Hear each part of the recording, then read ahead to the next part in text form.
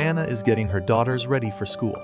Her husband Peter is not happy that the heroine invites patients to her home and argues with him.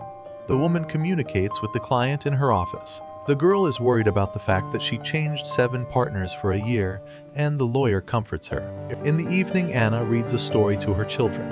The daughter wants to wait for a relative to arrive, but her mother persuades her to sleep. The woman is working on the veranda when her husband arrives with Gustav. The girls are happy about their brother's arrival and show him what gifts they have prepared for his arrival. Peter suggests that his son arrange the room to his taste. Anna is chatting with her manicurist about Gustav. Near the door of the house, she finds Gustav's keychain. She is about to give it to her boy, but discovers the room is a mess and starts to clean it up. Gustav comes out of the bathroom in a towel. Anna forgets about the keychain and asks him about the book the boyfriend is reading. Late at night, the heroine is visited by her client. She does not want to testify against the criminal. The next day, the woman picks up the girls from school. At home, she hears her husband fighting with her son. Gustav goes for a walk in the forest. The husband complains to the woman about misunderstandings with the adult child. Anna offers to involve the boy in the life of the family. After the court session, Anna supports the girl and approves of her act. In the parking lot, she sees the client's abuser and approaches to reprimand him. At home, the woman notices the mess. She calls her husband to tell him about the robbery and asks Gustav to check what could be missing from the guy's room. At the office, the heroine is told off for violating legal ethics. She tries to explain her position on the matter to her partner. At home, Anna is going to do the laundry. In Gustav's jeans, she finds a keychain that Frida gave him. When the boy returns from school, the heroine gives him the keychain and asks how the thing ended up in his possession. If it was in the bag stolen by the robbers. Gustav is outraged that the woman went through his things. Anna accuses the guy of staging the robbery and offers him 2 options. Gustav can confess everything to his father and explain himself to the police, or he must blend into the family's life. On the weekend, the family has a barbecue. Gustav plays with his sisters outside the house. The guy asks the girls questions about what they like and records their answers on his father's old tape recorder. In the evening, Anna drinks wine and reviews work documents in the dining room. Gustav introduces his stepmother to his friend Amanda. The couple leaves the woman. After a while, Anna hears sounds that come from the guy's room. Going up to the room, the heroine undresses and looks at her body in the mirror. The next day, Anna asks questions at a meeting in court. In the evening, she convinces her husband to actively spend time in the bedroom. On the weekend, a woman and her children go to the river. While she is working, the girls find different shells on the shore. Gustav offers the woman to go swimming. At first, she refuses, citing work, but suddenly she changes her mind and joins the children. They have fun splashing water on each other. On the way home, the girls fall asleep.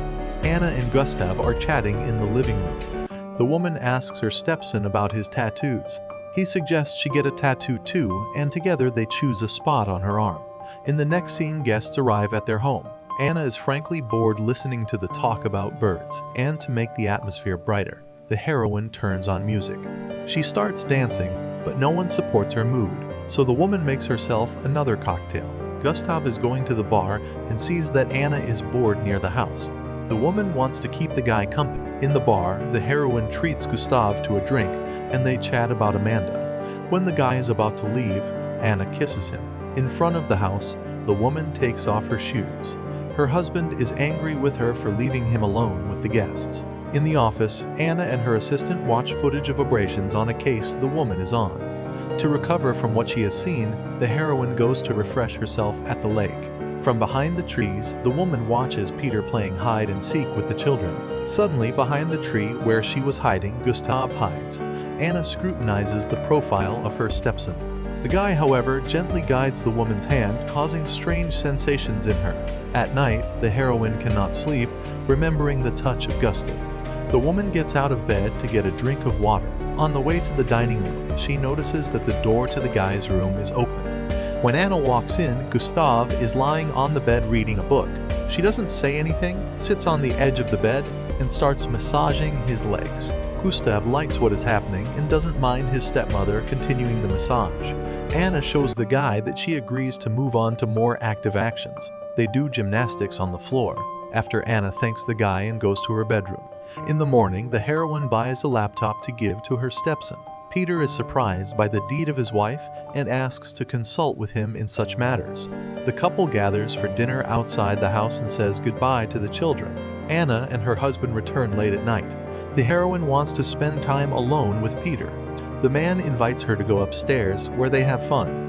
In the morning, the woman talks to an underage client and persuades her to seek help from social services. At home, she sees Gustav reading a fairy tale to his sisters. This pleases the woman. The next day, Anna was clearing the table when she sees her stepson downstairs outside the house. Secluded in the bathroom, Gustav warms up to the heroine to get to know her deeper. At this time, Peter comes home. He is surprised to see the girls playing at home and is looking for his wife. To continue getting to know Peter's son, Anna spends time with him in the woods. Then she puts her daughters to bed. The next morning, she and Gustav start with physical exercise. At the girls' birthday party, Anna goes to get some water. Gustav catches her in the dining room and starts kissing her. The sister sees this. The girl reproaches Anna that Gustav is very young and goes home. The heroine feels guilty. The guy wants to help her collect dirty dishes, but she rudely answers him and leaves. Gustav feels resentful. He climbs a tree to get the guests' attention. Peter asks his son to stop fooling around and come down, but the guy falls out of the tree. He makes a bad joke, which angers his father even more. Offended, Gustav goes for a walk in the forest. Peter complains to his wife about the difficulties of raising a son. At night, Anna cannot sleep, reflecting on what has happened. Early in the morning, she communicates with the guy in the forest. The woman wants to end their affair and asks to keep everything secret. After a while, Anna returns home and catches her husband and Gustav in the yard. Peter tells his wife that he wants to live a few days with his son in their summer house. The heroine reproaches him for not spending enough time with his daughters. The man tells his wife about her sister's call. In the evening, she reads a fairy tale to the girls. Frida is curious why they did not go to Sweden with their father and brother. Before school, Anna and the girls visit her sister. The heroine wants to explain herself, but Lena does not want to listen to her sister. Anna goes home to think about what is happening in her life and leaves a voice message for her husband. Later, she goes to pick up the girls. The heroine tries to find her cell phone. Distracted by the road, Anna fails to control her car. At home, the girls notice that their father and brother have returned. From the veranda of the house, the woman watches the conversation of the men. The girls meet their father and tell him the latest news. After putting the children to bed, Peter waits for his wife in the dining room. The man tells his wife that his son wants to move to a boarding house. Gustav tells his father about the affair with his stepmother. Anna denies the connection with her stepson and arranges a scandal for her husband to justify herself. The heroine tells her husband that Gustav robbed their house. She pretends that she wants to part with her husband, and Peter tries to calm his wife. In the morning, Anna takes the tapes from Gustav's room, which compromise her in front of her husband. Peter decides to talk to his son in front of his wife to expose him for the lie he is. The woman denies their affair. The boy sees that his father doesn't believe him and shuts down. When Anna approaches Gustav, he spits in her face. In the morning, Guy loads his belongings into his father's car and says goodbye to his sisters. In the next scene, Peter and Anna are sitting in the living room. The man is sad about his separation from his son. A girl, whom the woman recently helped to thank, comes to their home. In the morning, Gustav is waiting for Anna in the office. He demands that the woman confess everything to Peter.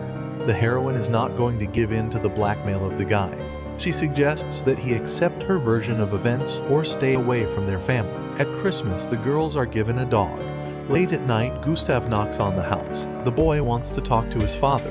The woman tells her stepson that he is taking up too much space in their lives and chases him away. At Anna's birthday party, her friends gather. The heroine makes another attempt to reconcile with her sister. Peter spoke on the phone with his ex-wife.